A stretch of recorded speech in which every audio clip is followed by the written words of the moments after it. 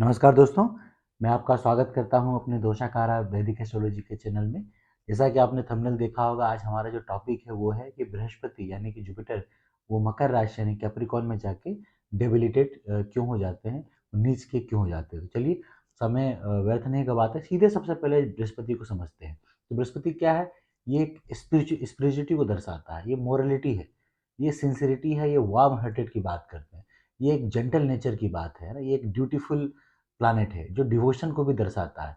ये एक law abiding है, फेथ है, जहाँ लॉयल्टी है, जस्टिस है, फिलैंथ्रोपी है, लोगों को मदद करने वाली कहानी है, ह्यूमैनिटेरियन ग्राउंड है, इंसानियत है ना, फ्रेंडली नेचर भी है, अफेक्शन भी है, कहीं ना कहीं एक लगाव भी है, और उसके साथ में इंटेलेक्चुअलिटी भी है। विजडम तो है ही, क्योंकि बिना विजडम के तो बृहस्पति की तो कल्पना ही नहीं की जा सकती है। बृहस्पति को टीचर भी कहा जाता है, लर्निंग भी है, एक अंडरस्टैंडिंग भी है, और एक कंसिडरेशन भी है कि अपनी ही बात को नहीं थोपना है, किसी और के बातों को भी समझना है। ये एक तरीके से मास की बात करते हैं, और अबंडेंस की बात करते हैं, एक्सपेंशन की बात करते हैं। एक्सपेंशन यानी कि मेंटल और स्पिरिचुअल दोनों एक्सपेंशन की बात करते हैं। ये इजी गोइंग है, सोशल भी है, क्योंकि सबको साथ लेके चलना, और ज्ञान का विकास तो बिना सबको साथ लिए तो हो ही नहीं सकता। और जब आप ज्ञान की बात करेंगे तो इसमें सब आ जाते हैं। बृहस्पति क्या है? सद्गुण भी है। अब देखिए, इतनी सारी चीज़ें बृहस्पति से रिलेटेड है कि जब भी हम बृहस्पति की बात करते हैं तो ऑटोमेटिकली यानी कि गुरु की बात करते हैं। गुरु यानी ज्ञान, ज्ञान यानी विजडम। ये सारी चीज़ें जब आप देखेंगे तो पाएंगे बृहस्पति एक बिल्कुल ही मोस्ट बेनिफिक प्लानेट माना जाता है कुंडली में। इसको नेचुरल बेनिफिक प्लानेट कहते हैं। अब ये प्लानेट को एक्सपेंशन के लिए यानी कि एक पूरी तरीके से डेमोन्स्ट्रेट करने के लिए जिन स्थिति की ज़रूरत होती है, वो बिल्कुल, बिल्कुल कर्क राशि में प्राप्त होता है। जैसा कि हमने कर्क राशि में डिस्कस किया, अगर आप मेरा ये वीडियो देखेंगे कि बृहस्पति कर्क राशि में क्यों एक्सल्टेड होता है, तो आप उसको जाके देख सकते हैं।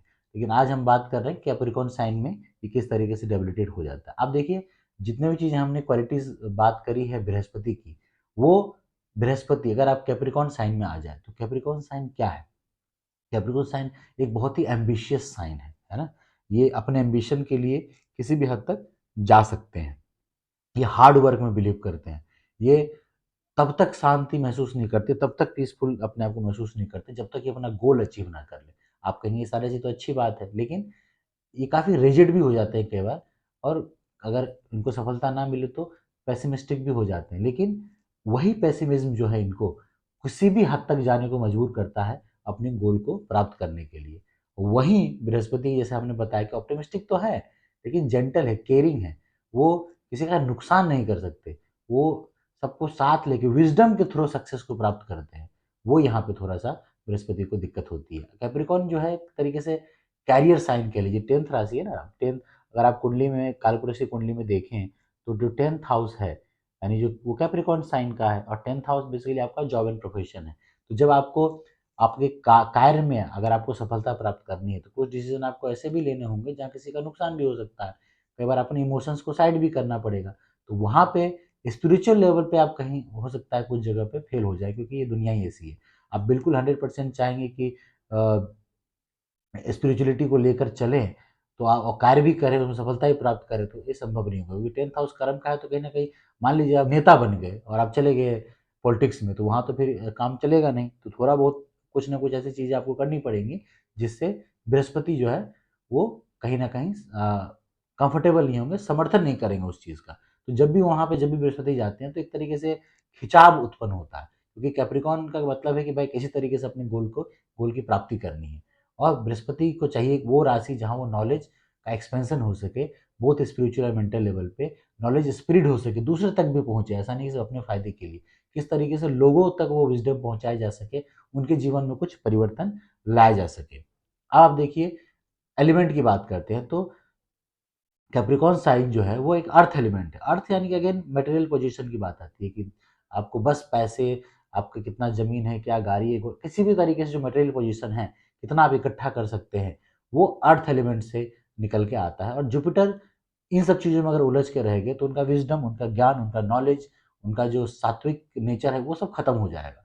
तो यहाँ इस करके भी जुपिटर जो है यहाँ पे कहीं न कहीं अपने आप को कंफर्टेबल नहीं पाते, क्योंकि यहाँ पे बिल्कुल धर्म और कर्म का जो उल्टा हिसाब चल जाता है, क्योंकि शनि की राशि है, चूँकि अगर आप देखेंगे कैप्रिकॉर्न शनि की राशि है, तो यहाँ बस कर्म ही इम्पोर्टेंट होता है। जुपिटर कहते हैं कि नहीं, सब कुछ करो बट धर्म को भी साथ में लेके चलो, किसी का नुकसान ना करो। अब आप इसको इस तरीके से समझिए कि मान लीजिए किसी बच्चे ने कहीं चोरी करी है ना? तो बृहस्पति उसको ऐसे देखेंगे कि चोरी करना तो पाप है। बट शनि उसको इस तरीके से देखेंगे कि चोरी क्यों किया है ना? अगर चोरी उसने भूखा है और पेट भरने के लिए किया तो शनि बोलेंगे रीज़न के हिसाब से तो ठीक है। अगर कोई घर में बीमार है, पैसे नहीं है इलाज के लिए, इस वजह से उसने चोरी करी है, तो शनि उसको माफ़ कर देंगे। लेकिन बृहस्पति उसको सज़ा तो ज़रूर देंगे और एक विज़डम, एक नॉलेज दे के चले जाएँगे कि ये गलत है, आप किसी और अच्छे तरीके से इसको कर सकते हो। तो ये थोड़ा-सा फ़र्क आ जाता है, क्योंकि अर्थी साइन है ना, एक कैप्रिकॉर्न एक अर्थी साइन है। अब आप इसको डिस्पोज़िशन के हिसाब से भी देखिए, अगर आप 12th से काउंट करेंगे और 10 तक पहुँचेंगे तो 11th हाउस का डिफरेंस है। अगर आप काउंट कीजिए 12 से, और मैं आपको एक पिक्चर भी अटैच करता हूँ, आपको समझ में आएगी। तो 11th हाउस का डिफरेंस है। जब कब उसकी 10th साइन की बात आती है, जब 12 से आप 10 तक काउंट करते हैं, कैसे काउंट करेंगे? 12 यानी कि मीन राशि है, फिर 1 आ जाएगा क्योंकि मेष राशि है, क्योंकि 12 के बाद आगे नहीं जाना है 13 पे, 12 से 1 पे जाना है। बा यानी कि मीन राशि, फिर आपका मेष है, उसके बाद वृषभ है, आपका मिथुन है, कर्क है, और उसके बाद सिंह राशि है, फिर आपकी कन्या राशि है, सप्तम यानी कि तुला राशि है, अष्टम वृश्चिक हो गया, नवम आपका सैजिटेरियस यानी धनु राशि है, दसम कैप्रिकॉर्न है। तो ये 11 हाउस का डिफरेंस है। अगेन 11th हाउस क्या है? हाउस ऑफ इनकम है ना? अगेन वो इनकम को दर्शाता है, कहीं न कहीं मटेरियल पोज़ीशन को दर्शाता है, और डे टू डे लाइफ में जो आप पैसे कमाते हो उसको दर्शाता है। तो इस करके भी जो है बृहस्पति यहाँ पे कंफर्टेबल नहीं होते। तो ओवरऑल आप समझिए कि जो बृहस्पति है विज़डम का प्लैनेट, जिसको वो स्थिति चाहिए जहाँ वो अपने ज्ञान का विकास कर सके, अपने आपके मेंटल जहाँ आपका माइंड का एक्सपेंशन हो सके। बेसिकली जुपिटर क्या है? प्लैनेट ऑफ एक्सपेंशन है। तो जहाँ भी बैठेंगे एक्सपेंशन देंगे। तो जब ज्ञान की बात आएगी तो बृहस्पति विज़डम, ज्ञान, नॉलेज इन सब के कारक होके इनका एक्सपेंशन करना चाहते हैं।